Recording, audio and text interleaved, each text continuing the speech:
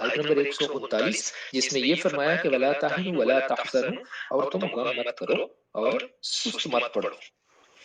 سستی کی وجہ سے جو کمزوری ہے اس کی طرف نہ چلے جاؤ، تم ہی غالب رہو گے اگر تم ایمان والے ہو. تو ایمان والے تو صحابہ تھے، اللہ تبارک و تعالیٰ نے ان کے بارے میں یہ فرما دیا کہ اگر تم ایمان والے ہو تو تم ہی غالب رہو گے، یہ فیصلہ ہے میرا. اب یہاں پر جو لفظ ہے تاہینو، یہ ایک اس کا جو نون ہے وہ ہے وہن. وہن کا معنی ہے ضعف یعنی کمزوری.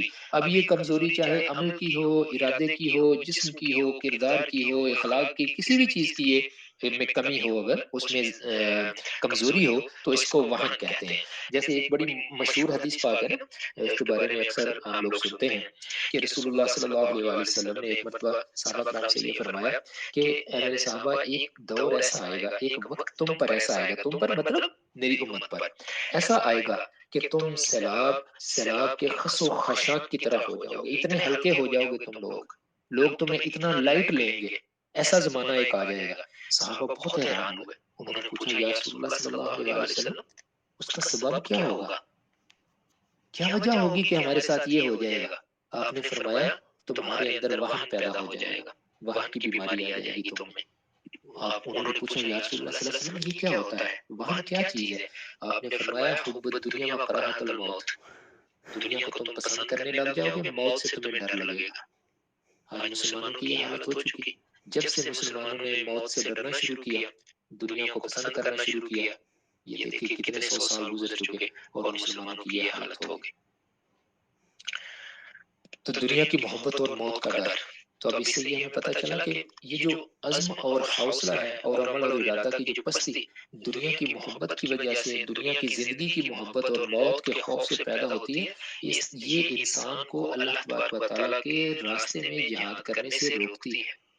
اسی وجہ سے مسلمانوں نے جہاد کو ترک کر دیا. انہوں نے کہا دنیا خوبصورت بناؤ، موت سے ڈر لگنے لگ گیا.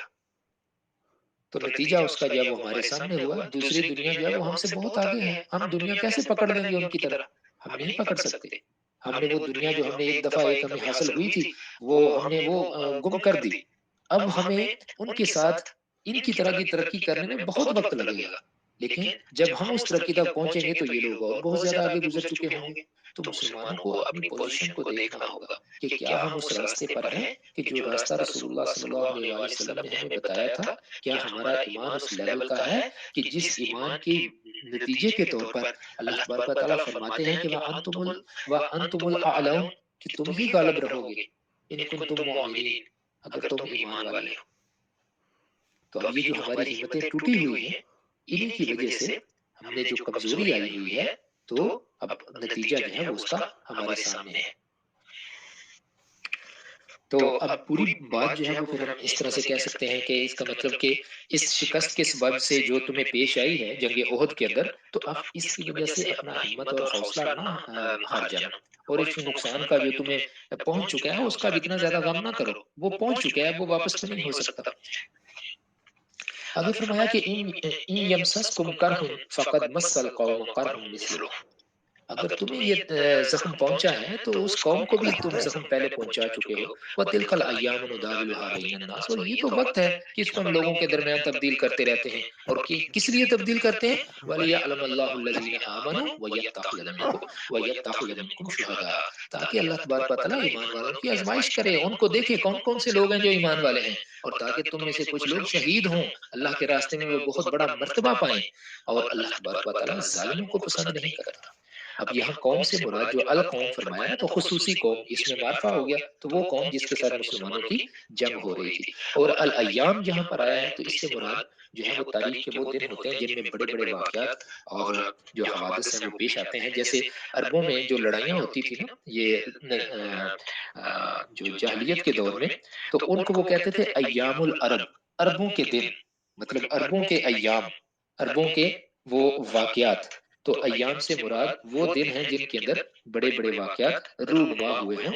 تو یہ اللہ تبارک و تعالیٰ فرماتے ہیں کہ یہ جو بڑے بڑے واقعات دنیا کے اندر رونما ہوتے ہیں، یہ ہم لوگوں کے درمیان بدلتے رہتے ہیں. دیکھیے دنیا کے اندر جو اس وقت ایک حوالے سے جو کہا جاتا ہے کہ 3 طرح کی قومیں ہیں، حامی، سامی اور یافسی. اللہ تبارک و تعالیٰ نے ان تمام قوموں کے درمیان جو ہے نا، وہ اللہ نے ہر ایک کو دنیا کی سیادت عطا فرمائی ہے. ایک وقت تھا کہ جو وقت جو ہے وہ سامی قوموں کا تھا، اس کے بعد پھر حامی قوموں کا آیا، پھر یافسی قوموں کا آیا۔ تو اب اس طرح سے اللہ تبارک و تعالیٰ کبھی دیکھیے یورپ کی قومیں ایک وقت تھا کہ وہ قومیں بالکل جاہلیت میں پڑی ہوئی تھی، جنگلوں کے اندر رہنے والے، نہ کھانے کا ہوش نہ پہننے کا ہوش ان کو، لیکن ایک وقت آیا کہ انہوں نے ساری دنیا جو ہے اس کو فتح کرنا شروع کر دیا۔ مسلمانوں کے اوپر بھی ایک دور تھا، اسی طریقے سے یونانیوں کے اوپر ایک دور آیا، منگولوں کے اوپر، منگولیا کو آج کوئی جانتا بھی نہیں ہے، کسی کسی کو پتا ہے کہ اچھا منگولیا بھی دنیا کے در ملک ہے، حالانکہ اتنا بڑا ملک ہے اگرچہ آبادی بہت تھوڑی سی ہے، لیکن ایک وقت تھا کہ ساری کی ساری دنیا کو انہوں نے مصیبت ڈال دی تھی۔ ہالینڈ چھوٹا سا ملک ہے، لیکن ایک وقت تھا کہ ہالینڈ بہت دنیا کے اندر مشہور تھا، کتنے بڑے بڑے ملکوں کے اوپر انہوں نے قبضہ کیے رکھا۔ پرتگال چھوٹی سی پٹی ہے اسپین کے ساتھ، لیکن پرتگال نے دیکھے 60 کی دہائی تک انڈیا کے گوا کے اوپر قبضہ کیے رکھا۔ تو اس طرح سے اللہ تبارک و تعالیٰ نے دنیا کی مختلف قوموں کو یہ مختلف ایام میں ان کو یہ سارا چیزیں عطا فرمائی، اور اللہ فرماتا ہے کہ یہ سارے کا سارا جو ہے یہ لوگوں کے جو امتحان ہے یہ اس کے لیے ہے۔ تو یعنی دنیا میں جو قومیں ہیں ان پر اللہ تبارک و تعالیٰ کی رحمت اور اس کے عذاب کے جو بڑے بڑے واقعات پیش آتے ہیں، تو اس پہ کیا ہے کہ لوگوں کو اللہ تبارک و تعالیٰ اس سے یاد دہانی کرواتا ہے۔ اچھا، اب ایک لفظ یہاں پر استعمال ہوا شہداء کہ وَيَتَّخِذَ مِنْكُمْ شُهَدَاءَ، اور اللہ تبارک و تعالیٰ تم میں سے لوگوں کو شہید بنائے۔ تو شہید سے مراد یہاں پر کیا ہے؟ تو اس میں شہید سے مراد، ویسے تو شہید کا مطلب ہوتا ہے نا گواہ بھی ہوتا ہے، لیکن یہاں پر شہید سے مراد وہ لوگ ہیں کہ جو کہ اللہ تبارک و تعالیٰ کے راستے میں جان دے دیتے ہیں، شہادت کا رتبہ حاصل کر لیتے ہیں۔ تو ان لوگوں کو شہید کہنے کی وجہ یہ ہے کہ وہ اس امت پر شہادت، اس امت پر جو شہادت علی الناس کی جو ذمہ داری اللہ تبارک و تعالیٰ کی طرف سے ڈالی گئی ہے، اس کا حق یہ لوگ جان دے کر ادا کرتے ہیں۔ تو اس وجہ سے یہ مستحق ٹھہرے کہ ان کو شہید کے لقب سے یاد کیا جائے۔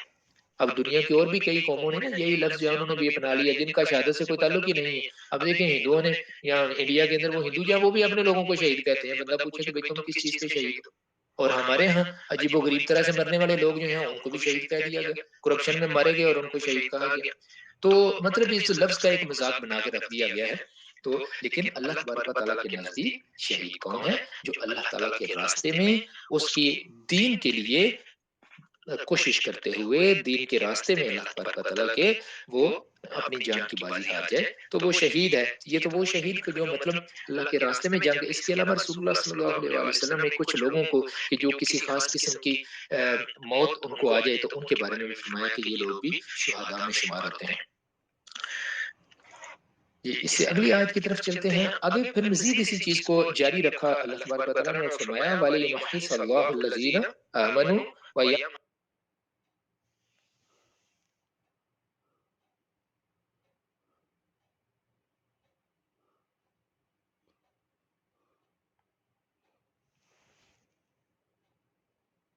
اللہ تبارک و تعالیٰ ان کو جو ایمان لائے ہیں اور کافروں کو مٹا دے۔ تو اب یہاں پر جو تمحیص ہے، جو لفظ یہاں پر یمحص اللہ آیا ہے، تو اس میں اس کے مفہوم کی طرف چلتے ہیں کہ تمحیص کا معنی کسی چیز کے اوپر جو میل کچیل ہوتی ہے یا اس میں جو کھوٹ ہوتی ہے اس کو علیحدہ کر دیا جائے تو اس کو کہتے ہیں تمحیص کرنا۔ جیسے کہ سونے کے اندر جو ہے نا وہ جو کھوٹ ہوتی ہے تو سونے کو گرم کر کے تو پگھلا کر اس میں سے اس کھوٹ کو علیحدہ کیا جاتا ہے، تو اس کے لیے بھی محض ذہب بن نار جو ہے نا وہ اس طرح کا لفظ استعمال کیا، کا ٹرم استعمال کی جاتی ہے کہ سونے کے اندر جو کھوٹ ہے اس سے اس کو پاک کر دیا جائے۔ اچھا، تو اب احد کی جو شکست تھی اس سے کمزور مسلمانوں کے دلوں پر جو دل شکستگی طاری ہو گئی تھی، دل ٹوٹ گیا تھا، تو اس نے بہت سے دلوں کے اندر اصل میں یہ خیال پیدا کر دیا تھا کہ اسلام کے لیے فتح اور غلبہ کی جو بشارتیں سنائی جا رہی ہیں وہ تو بس ایسے ہی جو ہے نا وہ باتیں تھیں، ہوائی باتیں تھیں، یہاں تو ہمارا اتنا بڑا نقصان ہو گیا۔ تو مقصود ان سے محض اپنی ہوا باندھنا اور لوگوں کو اپنے مقصد کے لیے استعمال کرنا تھا۔ اب یہ ساری چیز حقیقت تو کھل گئی، تو یہ باتیں جو ہے نا کچھ لوگوں کے دلوں میں آ گئی، تو منافقین اور مخالفین نے یہ موقع ان کو غنیمت مل گیا، تو انہوں نے اس کو غنیمت جان کر اس خواب کو اور اس خیال کو اچھی طرح سے اس کو خوب ہوا دی تاکہ مسلمانوں کو اسلام کے مستقبل کی طرف سے بالکل مایوس کر دیں۔ قرآن نے یہاں اس پروپیگنڈے کا رد کر دیا اور مسلمانوں کو اطمینان دلا دیا کہ احد کے حادثہ سے دل شکستہ اور پست ہمت نہ ہو جاؤ، हक और बातिल की इस कशमकश में गालिब और सरबुलंद, जैसा कि अल्लाह ने फरमाया है, तुम ही रहोगे, बशर्ते कि तुम सच्चे और पक्के मोमिन बन जाओ। तो ये अल्लाह का फैसला है, जो हक पे होगा अल्लाह तबारक व तआला उसको कामयाबी जरूर अता फरमाएंगे। ये अल्लाह तबारक व तआला का फैसला है। वक्ती तौर पर कुछ तकलीफ आ सकती है, लेकिन उस तकलीफ वो तकलीफ हमेशा नहीं होगी। अगर इंसान हक पर डटा रहेगा तो अल्लाह तबारक व तआला उसको अच्छे दिन जरूर दिखाएंगे। इसके बाद फरमाया कि अगर तुम्हें कोई नुकसान नुकसान पहुंच जाए, जैसा कि जंग ओहद में पहुंच गया, तो मायूस हो जाने की कोई बात नहीं है। सिर्फ तुम्हें ही नुकसान नहीं पहुंचा, तुम्हारे दुश्मन को भी तो इसी जंग में और इससे पहले बदर में इतनी बड़ी चोट तुम पहुंचा चुके हो। उनके बड़े बड़े सरदार जो थे, तुमने उनको जो है वो खत्म कर दिया। तो इससे बड़ी चोट उनको पहुंच चुकी है, इसी तरह की चोट उनको पहुंच चुकी है। तो फतह और शिकस्त के ये रद्दो बदल जो होते हैं, ये अल्लाह तबारक व तआला की हिकमत के तहत, उसके प्लान के तहत और उसके हुक्म से होते हैं। और इससे ये नतीजा निकाल लेना जायज नहीं है कि अल्लाह ताला की सुन्नत में कोई तब्दीली हो गई है, क्या वो नेकों की बजाय वो बदों को प्यार करने लगा है। बल्कि इसका मकसद ये होता है कि अल्लाह तबारक व तआला लोगों को जांचे और परखे और उनकी सलाहियतों को मजीद उभारे। उनके अंदर जो छुपी हुई सलाहियतें हैं, इन इम्तिहानों के ज़रिए से अल्लाह तबारक व तआला उनकी उन सलाहियतों को मज़ीद आगे लेके आता है। तो इन चीज़ों के अंदर ज़ाहिरी तौर पर हमें लगता है कि शायद इनमें कोई हमारे लिए कोई शिकस्त आ गई है, हमारे लिए तकलीफ आ गई है, लेकिन अल्लाह फरमाता है कि नहीं, इससे तो तुम्हें मज़ीद हौसला मिलेगा, मज़ीद काम करने के लिए तुम्हारी सलाहियतें जो हैं वो मज़ीद निखरेंगी। इसी से सच्चे, कच्चे, मुखलिस और मुनाफ़िक में इम्तियाज़ होता है। और हक के लिए जान की बाज़ी खेलने वाले शुहदा, वो इस तरह से अपने जौहर दिखाने का उनको भी मौका मिलता है। वो अपनी बहादुरी के जौहर दिखाते हैं इस तरह के काम। तो फिर तौहीद, फिर ये फरमाया कि ये ना ख्याल करो कि ओहद में अगर कुरैश को फतह वक्ती तौर पर मिल गई है, तो अल्लाह तबारक व तआला अब अहले ईमान की बजाय उन ज़ालिमों से मोहब्बत करने लगा है। बल्कि हकीकत ये है कि अहले कुफ्र को मिटाने की बेसिकली ये एक तदबीर है कि उनको वक्ती तौर पर एक फतह दे दी है। इसके आगे उनके लिए बहुत बड़ी शिकस्त है। वो इससे खुश तो हो जाएँगे कि हमें देखो मुसलमानों को हमने इतना नुकसान पहुँचा दिया, लेकिन आगे जो उनके लिए आ रहा है वो उनके लिए बहुत खतरनाक होगा। अल्लाह तबारक व तआला मुसलमानों को इम्तिहान की भट्टी से गुज़ार कर असल में ये चाहता है कि उनके अंदर से हर तरह का खोट निकाल कर उनको बिल्कुल खालिस सोने की तरह बना दे और कुफ्र और कुफ्र से उनको छाँट कर बिल्कुल अलहदा कर दे। इस अलहदगी के बाद अहले ईमान उस ज़ंजीर से बिल्कुल आज़ाद हो जाएँगे, जो उनकी तरक्की में मज़ाहमत का बायस बनती है। जो चीज़ें वो उनको रोके हुए थीं, अब वो सारी की सारी उनसे अलहदा हो जाएँगी। अब मुसलमान बिल्कुल साफ-सुथरे होके उन लोगों से उनकी जान छूट जाएगी कि जिन लोगों की वजह से उनको कोई किसी तरह की उनकी जो तरक्की में उनकी रुकावट होती थी, तो वो लोग जो हैं वो इनसे बिल्कुल अलहदा हो जाएँगे। तो इनको साथ ही अहले कुफ्र, उनका मिट जाना भी कतई है, क्योंकि इस दुनिया में बातिल सिर्फ उसी वक्त तक बाकी रह सकता है जब तक उसको कुछ हक का सहारा हासिल रहे। अगर हक का सहारा उससे बिल्कुल ही छिन जाए, तो उसका मुकम्मल तौर पर खत्म हो जाना यकीनी हो जाता है। तो इस दुनिया को अल्लाह तबारक व तआला ने हक के साथ पैदा फरमाया है। इस वजह से किसी बातिल की परवरिश इसके मजाज के बिल्कुल खिलाफ है। इस दुनिया में बातिल हमेशा के लिए नहीं रह सकता। तो तमहीज के जिक्र के बाद अल्लाह तबारक व तआला ने यहाँ पर जिक्र फरमा दिया कि काफिर जो है ना, उनको खत्म करना अल्लाह तबारक व तआला का इरादा है, अल्लाह उनको खत्म कर देगा। तो ये इसका इशारा फरमा दिया। नबी करीम सल्लल्लाहु अलैहि वसल्लम और आपके साथियों की हिजरत के बाद अहले कुफ्र पर जो अजाब आता है, इसमें भी यही रमज है। मतलब रसूलुल्लाह सल्लल्लाहु अलैहि वसल्लम के दौर में और रसूलुल्लाह सल्लल्लाहु अलैहि वसल्लम से पहले जो अंबिया गुजर चुके हैं, तमाम अंबिया जब एक नबी को अल्लाह तबारक व तआला एक इलाके से जाने का हुक्म दे देते थे ना, इसका मतलब ये होता था कि उन लोगों के ऊपर हुज्जत पूरी हो गई है। अब उनके ऊपर अज़ाब आने वाला है। हम देखते हैं कि अंबिया ने जब एक इलाके से हिजरत करके जब किसी और इलाके की तरफ चले गए, तो जिस कौम को पहले वो वाज़ करते थे, तबलीग करते थे, उस कौम ने उनकी बात नहीं मानी होती थी, तो उस कौम को अल्लाह तबारक व तआला तबाह व बर्बाद कर देता था। तो इनके साथ भी ऐसा किया अल्लाह ताला ने कुफ़ारे मक्का के साथ भी, कि रसूलुल्लाह सल्लल्लाहु अलैहि वसल्लम को हिजरत का हुक्म दे दिया और हिजरत के बाद देखिए इनके ऊपर कैसी-कैसी फिर मुसीबतें टूटी हैं इन कुफ़ार के ऊपर, कि ये जंगों में मुसलमानों के मुकाबले पे आते थे और अल्लाह तबारक व तआला ने इनको किस तरीके से बर्बाद किया है। जंगे बदर के अंदर कोई इमेजिन कर सकता है कि 313 लोग हों, जिनके पास घोड़े भी पूरे ना हों, उनके पास जो है वो तलवारें भी ना पूरी हों, नेज़े भी ना हों, फिर भी वो जंग कर रहे हैं और उनके मुकाबला 1000 लोगों से हो, और 1000 लोग भी वो हैं कि जो कि ठीक-ठाक खाने-पीने वाले, सारा साज़ो-सामान उनके पास है। इधर बेचारे भूखे लोग हैं, उस तरफ साज़ो-सामान वाले लोग हैं, इधर इनके पास तलवारें पूरी नहीं है, उनके पास हर चीज़ मौजूद है। लेकिन अल्लाह तबारक व तआला 313 को वहाँ पर फतह दे रहा है और उनमें से सिर्फ 13 या 14 सहाबा शहीद होते हैं। ہیں، اور اس طرف سے جو کفار ہیں 70 کافر مارے جاتے ہیں، اور ان میں یہ نہیں کہ کوئی عام لوگ مارے جاتے ہیں، بڑے بڑے سردار ان کے مارے گئے، ابو جہل مارا گیا، اتبا شیبہ یہ لوگ مارے گئے، ولید مارا گیا، تو اتنے بڑے بڑے ان کے نام مارے گئے۔ تو اللہ تبارک و تعالیٰ کفر کو اس نے اس طریقے سے مٹا دیا۔ تو آگے دو آیات جو ہیں ان میں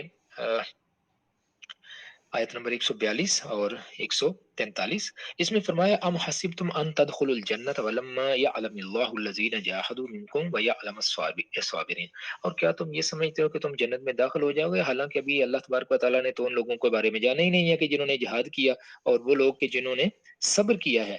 وَلَقَدْ كُنْتُمْ تَمَنَّوْنَ الْمَوْتَ مِنْ قَبْلِ أَنْ تَلْقَوْهُ، حالانکہ اس سے پہلے تم تو بڑی خواہشیں کرتے تھے موت کی، اور کہ تم اس سے ملو۔ تو فقد رأیتموہ وانتم تنظرون، تو اب تم نے اس کو دیکھ لیا اور تم دیکھ رہے ہو اپنے سامنے۔ تو اس چیز کا اللہ تبارک و تعالیٰ نے یہاں پر ذکر فرما دیا کہ راہ حق میں آزمائش یہ ناگزیر ہے۔ تو عہد کی شکست سے جو لوگ بددل ہوئے تھے ان کو مخاطب کر کے فرمایا جا رہا ہے کہ اگر تمہارا یہ گمان تھا کہ حق کی راہ خطرات اور آزمائشوں سے خالی ہے، اور تم اسلام کا دعویٰ کر کے ایک ٹھنڈی سڑک سے سیدھے سیدھے جنت میں جا داخل ہوگے، تو تمہارا یہ خیال بالکل غلط ہے۔ اللہ کی جنت میں کوئی شخص اس وقت تک داخل نہیں ہو سکتا جب تک امتحان سے یہ متعین نہ ہو جائے کہ یہ اللہ کی راہ میں جہاد کا بلبلہ رکھتا ہے یا نہیں، اور حق کے لیے آزمائشوں کی تاب لا سکتا ہے یا نہیں۔ چنانچہ اسی چیز کی جانچ کے لیے یہ تمہیں یہ حد کی آزمائش پیش آئی ہے۔ تو اب تک تمہاری طرف سے جہاد کے لیے بڑے جوش اور خروش کا اظہار ہوتا تھا، لیکن اس کی نوعیت صرف زبانی جمع خرچ کی تھی۔ ضرورت ہے کہ سچے اور جھوٹے، عاشق صدق اور ابو حوث کے درمیان امتیاز کے لیے کوئی ایسا موقع پیش آئے جب موت سے جو ہے وہ سامنے آ کر ان کو لڑنا پڑ جائے۔ چنانچہ یہ موقع اللہ تبارک و تعالیٰ نے تمہیں دکھا دیا، اور تمہارے کھرے اور کھوٹے میں امتیاز وہ بھی کر دیا گیا۔ تو اب یہ اللہ تبارک و تعالیٰ نے مسلمانوں کو اس چیز کا بتا دیا تاکہ مسلمانوں کو ایک حوصلہ مل جائے کہ یہ سارا کچھ جو ہے یہ کس لیے ہوا ہے۔ اللہ تبارک و تعالیٰ اس سے آگے مسلمانوں کو کس طرح کا وقت دکھانے والے ہیں۔ تو مسلمانوں کو یہ ساری آیتیں جب نازل ہوئیں، مسلمانوں کو بہت زیادہ حوصلہ ملا، مسلمانوں میں ایک نیا جذبہ، ایک نیا ولولہ آیا مزید اللہ تبارک و تعالیٰ کے دین کے لیے، رسول اللہ صلی اللہ علیہ وآلہ وسلم کے ساتھ مل کے کام کرنے کے لیے۔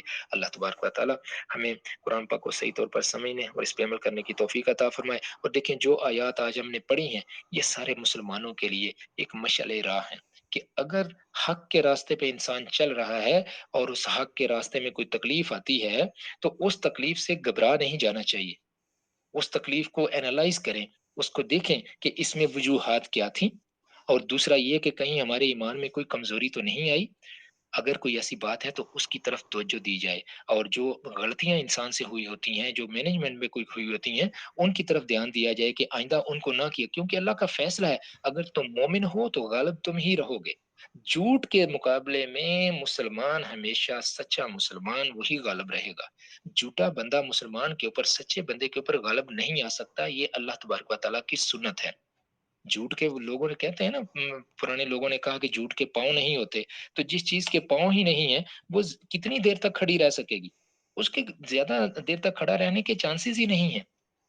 تھوڑی دیر کے لیے وہ رہے گا، جھوٹ جھوٹ کی بنیاد پہ کھڑا رہے گا تھوڑی دیر، اور جھوٹ جھوٹ کی بنیاد پہ جب کھڑا رہے گا تو زیادہ دیر کھڑا نہیں رہ سکے گا، آخر کار اس کو گرنا ہے اور حق نے پھر غالب آنا ہے۔ تو اللہ تبارک و تعالیٰ ہمیں اس چیز کی سمجھ عطا فرمائے، اور اللہ تبارک و تعالیٰ ہمیں سچ اور جھوٹ میں تمیز کرنے والا دل عطا فرمائے کہ ہم یہ دیکھ سکیں کہ کیا اب یہ وقت جو ہے یہ نیوٹرل رہنے کا ہے، یا پھر یہ وقت جو ہے یہ دیکھنے کا ہے کہ حق کیا ہے اور جھوٹ کیا ہے، اور مجھے حق کا ساتھ دینا ہے، اور اس کے کیا طریقے ہیں حق کا ساتھ دینے کے، ان تمام طریقوں کو اپنایا جائے اچھے طریقے کے ساتھ، اس طریقے کے ساتھ کہ جس سے اللہ تبارک و تعالیٰ کی ناراضگی وہ اللہ تبارک و تعالیٰ کی کہیں ہم نہ کما لیں، اللہ تبارک و تعالیٰ کی خوشنودی ہم کمائیں کہ ہم حق کا ساتھ دے کے تو حق کو دنیا کے اوپر اللہ تبارک و تعالیٰ نے غالب کرنا ہے، تو اس میں ہمارا حصہ بھی ہو جائے۔ اللہ تبارک و تعالیٰ ہم سب کو توفیق عطا فرمائے۔ جزاکم اللہ خیرا۔ السلام علیکم ورحمۃ اللہ وبرکاتہ۔